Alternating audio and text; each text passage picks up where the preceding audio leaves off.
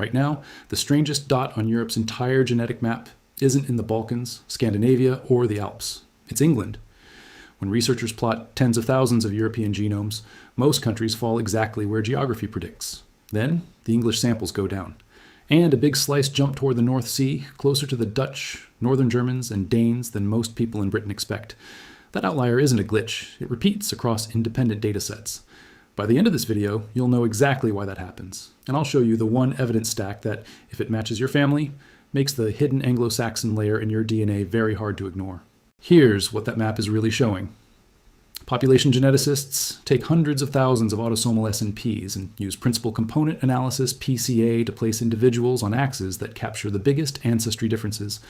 Plot the points, and a blurry Europe emerges. South versus north, east versus west. Isolate the British Isles, and two things stand out. First, Wales, Ireland, and much of western Scotland sit in a tight Atlantic cluster.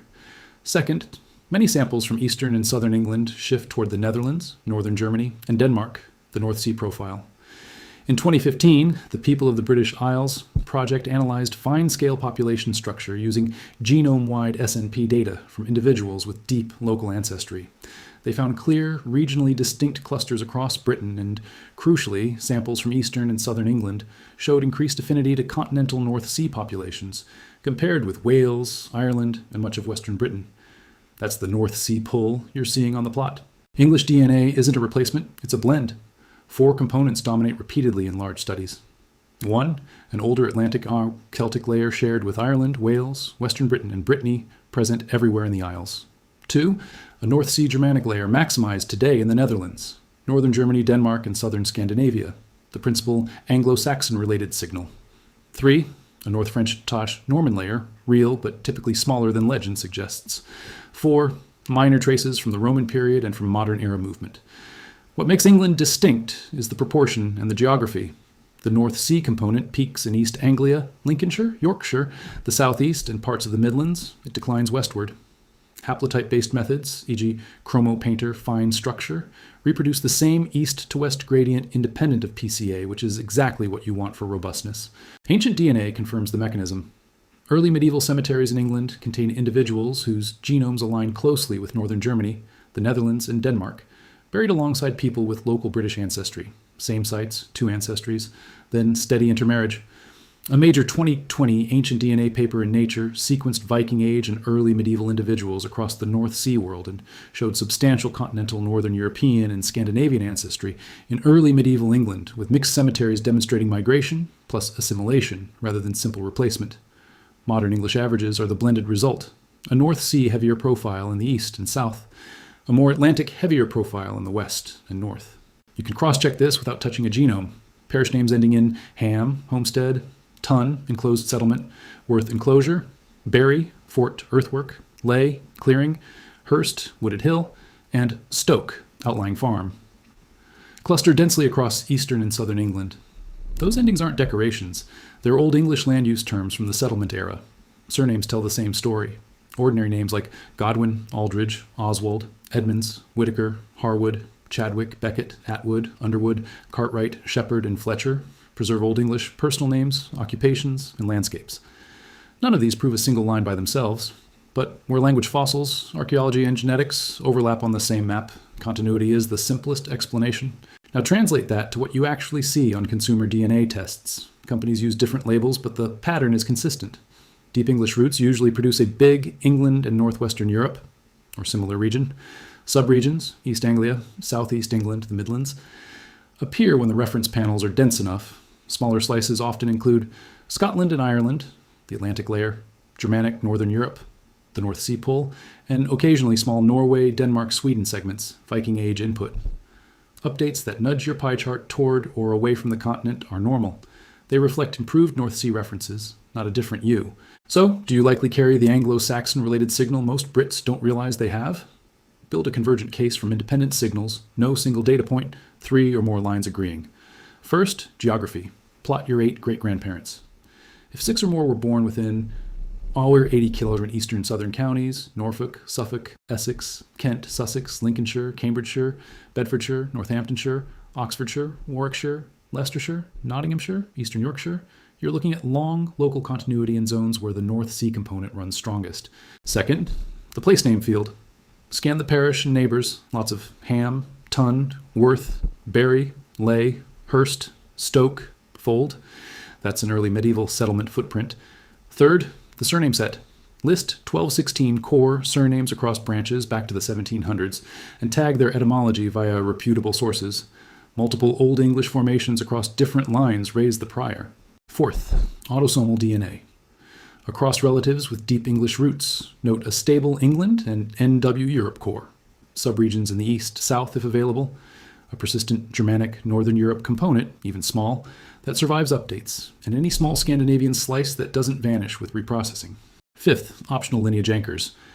On a direct paternal line, subclades common along the North Sea, branches of R1b, U106, or I1, support the case only when they align with autosomal pull and regional continuity. mtDNA is less geographically specific, but can support local continuity when paired with parish clustering. 3 or more of those aligning, region, place, surnames, DNA pattern, give you a robust, testable inference, not a myth, not a guess, a multi-signal match to the same geographic story. Avoid the usual pitfalls so your conclusions stay credible. Don't overread trace percentages under Tupper's 2 to 3%. Don't treat one haplogroup as an ethnic stamp. Don't ignore ports, mining belts, and industrial cities where 19th, 20th century migration scrambled local averages. Don't cherry-pick one romantic surname while skipping full branch coverage. And remember that consumer labels move. The underlying structure, the east-west gradient, doesn't. Why do so many Brits miss this? School summaries compress centuries into a paragraph. Family lore rarely goes beyond great-grandparents, and the most durable signals survived in ordinary rural families, not just in chronicles. The Anglo Saxon part of many English genomes isn't loud, it's consistent. It sits in allele frequencies, parish endings, and surname etymologies that never made the family story. Here's a mini audit you can run this week that actually changes minds. Map the birthplaces of your 8 great-grandparents. Measure the cluster radius. Extract and tag the etymology of your core surnames. Revisit your DNA results after the latest update, and record England subregions, plus any persistent Germanic/Northern Europe or Scandinavian slivers. If a paternal line male relative is available, add a Y-DNA test for a deep line anchor, then check whether that subclade is common along the North Sea. Overlay a quick place name density scan of ancestral parishes. If region plus names plus DNA pattern all point east to south and toward the North Sea, you've got the same signature that shows up on those Europe-wide plots. Remember the outlier dot from the start? In a moment, we'll show how that dot moves when you filter to just Eastern English samples and how little it budges when you add more reference data. Before that, a final reality check to keep this grounded. This isn't about purity or borders. The British Isles are a gradient between 2 major European zones, the Atlantic Celtic arc to the west and the North Sea Germanic zone to the east. Wales, Ireland, and western Scotland sit closer to the Atlantic end. Eastern and southern England sit closer to the North Sea end. Northern and central England sit between, carrying both. That's why England doesn't always cluster tightly with the rest of Britain on fine-scale maps, and why most Brits don't realize they have it, is often true for English families, especially in the east and south. Here's the promised reveal, the strongest, repeatable stack that moves this from maybe to very likely. A direct paternal line rooted for centuries in an eastern or southern English county carries a downstream subclade of R1b U106, or I1, that is common along the North Sea. Your autosomal DNA consistently pulls toward East, South England and shows a stable Germanic or Northern Europe component across updates. And the surname on that paternal line is a documented Old English formation in that same county back to the 1500s. That is 3 independent systems, deep paternal lineage, whole genome population signal, and medieval naming continuity landing on the same map. No single piece says Anglo Saxon. Together, they say North Sea ancestry persisted in this family for 400 years. If you want receipts, you can show anyone, build that stack. Map the tree, tag the names, archive the DNA screenshots, and cite your parish registers. You'll have a cleaner, more defensible explanation for your results than any pie chart alone can give. Next, we're putting 2 anonymized case studies side by side. One line from rural Norfolk, one from the Welsh border. We'll run the same checklist, and you'll see the dot shift on the map in real time. If you want that breakdown in region-by-region guides, East Anglia versus Yorkshire versus the West Country, subscribe now so you don't miss it. And drop your core surnames, ancestral counties, and top DNA regions in the comments. I'll pick a few for a future viewer deep dive. The dot that doesn't fit on Europe's genetic map does make sense once you know where to look.